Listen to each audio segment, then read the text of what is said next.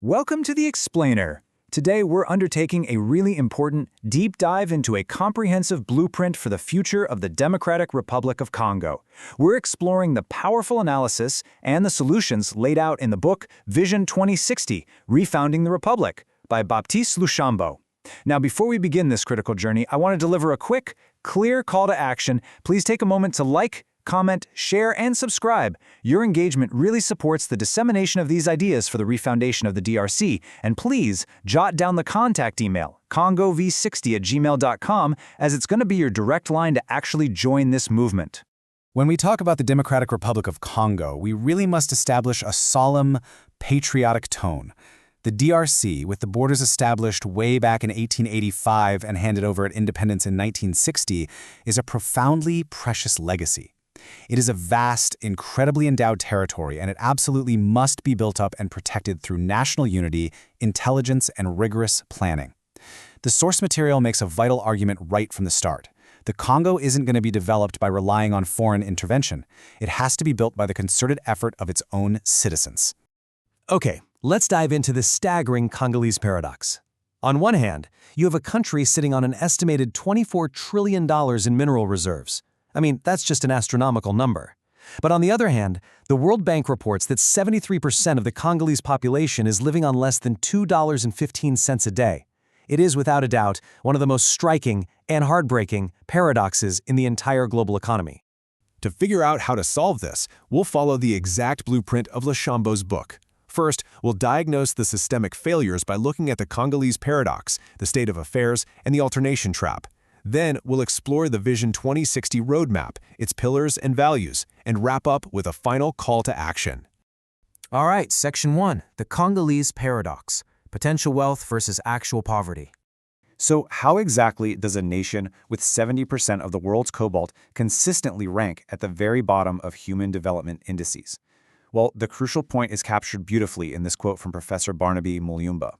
He notes that true wealth is human capital, not natural resources. You see, without a high-quality human base and effective leadership to manage things, abundant natural resources can actually become a curse rather than a blessing. And this brilliantly illustrates the cost of that poor governance. Take the state-owned mining company, Gécamines, for example. A deeply concerning audit found that between 2011 and 2014, partnerships generated over $1 billion. But guess what? Only a shocking 5% of that was actually paid into the public treasury. Hundreds of millions of dollars simply vanished into thin air. This perfectly encapsulates how the resource curse is actually, in reality, a governance curse. Moving on to Section 2. State of Affairs, a diagnosis of systemic failure. Now, to fix a problem, we really have to understand its roots. Tracing back through history, policies like Mobutu's Zairianization in 1973 essentially handed complex businesses over to citizens without preparing them with the necessary managerial or technical skills. The key takeaway here is pretty straightforward.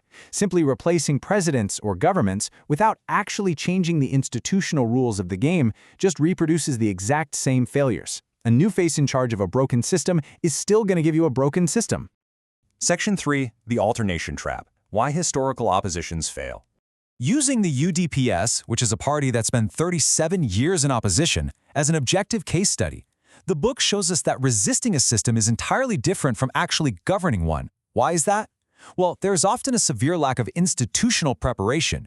Parties don't form shadow cabinets or draft concrete public policies before they take office. On top of that, power is highly personalized around a single charismatic founder rather than a robust institution. There's an absence of a clear governing doctrine. And tragically, political power is frequently viewed as a reward to be handed out rather than a profound responsibility to serve the people. Think about the justice system for a second. You simply cannot expect to have a fair and equitable justice system at the bottom if the very top is fundamentally corrupt. If reaching high office requires cheating and bribery, well, the entire system is poisoned. Cleaning this system absolutely, literally demands ethical leadership starting from the highest possible levels. The rot starts at the top, but so does the cure. This brings us to Section 4, Vision 2060, a proposal to completely rebuild the nation. Having diagnosed the problem, we get to shift gears to the solution. The framework for this massive undertaking is Vision 60, driven by organizations like the Alikium movement. This is all about moving away from purely emotional, reactive politics and towards a highly structured, proactive framework of reflection, mobilization, leadership, and good governance. It's an engine for genuine systemic change. Section 5. Leadership, Economy, and Defense, the three pillars of this refoundation. To truly make the DRC an emerging power, Vision 2060 relies on three very actionable pillars. First, leadership.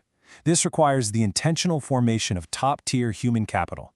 The book actually proposes a specific institution, NFOPC, to rigorously train the nation's future public administrators.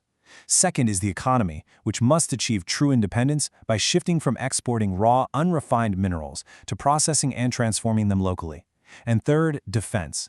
This requires building a strong, professional, and dissuasive Republican army capable of protecting the nation's immense wealth from both external and internal threats.